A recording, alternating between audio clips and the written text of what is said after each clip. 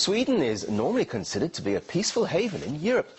But if Scandinavian stability is being shaken up by a wave of anti-Semitic attacks, authorities claim an increasing number of crimes against the Jewish population is thanks to an influx of Muslim immigrants, as RT's Igor Ogorodnev reports.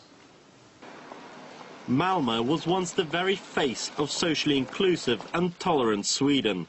But the country's third biggest city has turned into a hotbed of ethnic and religious violence. The windows of Malmo's synagogue are bulletproof. When there's an ordinary religious service, there's heavy security, and when there's a big holiday, there's actually a police cordon around it.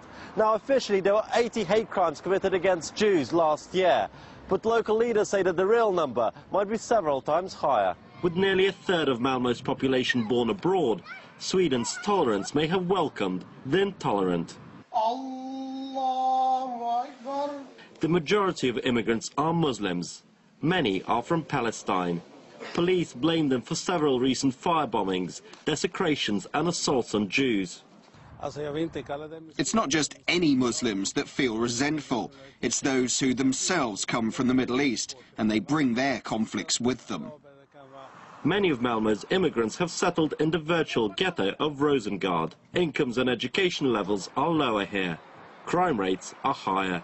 It's not that easy to find a job, especially if you're not Swedish. People who come here, they're not used to live as the same as they live here. They came from other countries, other cultures. Anti-Israel sentiments run high. We are angry about what happened with our family in Lebanon and our family in Palestine. And we liked Europe to make it stop for Israel. Hey, Felix. Tack så mycket. The Jewish center's Fredrik Siratsky pins the blame for the attacks not just on radical Islamists, but local authorities.